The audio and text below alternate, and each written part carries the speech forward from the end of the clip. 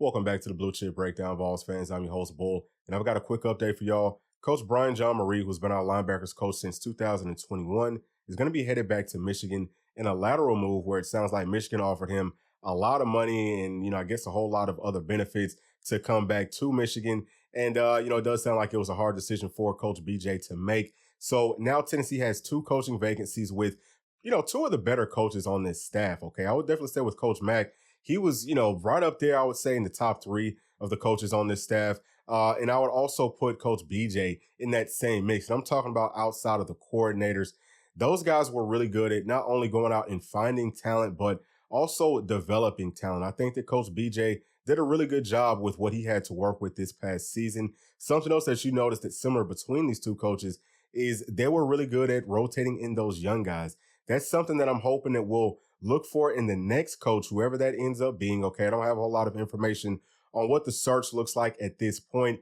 The only updates that I do have, and this is going back to Coach Mack, is that we are not looking to promote from within. And, again, that is just with Coach Mack, who was the running backs coach, who's heading on to the Jacksonville Jaguars. So I don't know if it's going to be the same for Coach BJ. I don't know if any coaches currently on the staff that we want to promote to that position. It definitely is one that you need to have a good fundamental coach.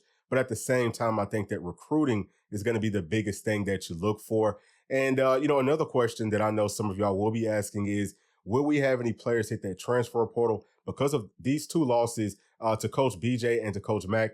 And I don't think that we will. Usually you won't see players moving around unless you have a coordinator move. And that's usually because the scheme will change and it may not necessarily fit what their skill sets are.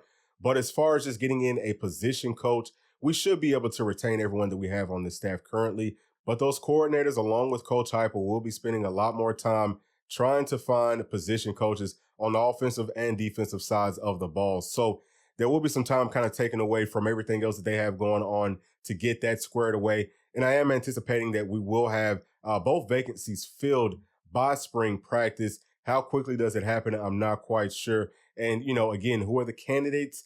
Not quite sure for Coach BJ. But as soon as we do get some more information, we will come back to y'all and let y'all know. But really, for me, the biggest thing is, can we please go out and get somebody that's going to be willing to put these young players in, to keep them rotated in. And hopefully it will be a situation moving into this season where the rest of the staff wants to do that too, if necessary. And I think that it is, given the way that the transfer portal is set up, you kind of have to keep everyone happy. And the best way to do that is to at least give them an opportunity to get out on that field.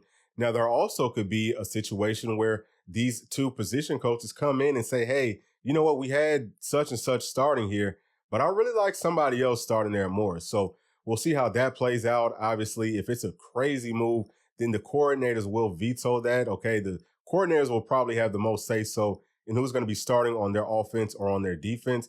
But the position coaches will also have a pretty strong, word in with who can play. So this could end up being kind of a good thing for Tennessee. It could also, at the end of the day, maybe be sort of a negative thing, but we'll see. Okay, that's a whole lot of speculation, and that's for another video after we figure out who the hire is going to be. And at this point, again, guys, we just don't know. So as always, thank y'all for staying all the way to the end of the video, and please make sure to like, subscribe, hit that notification bell, and we'll see you on the next one. Thanks. Peace.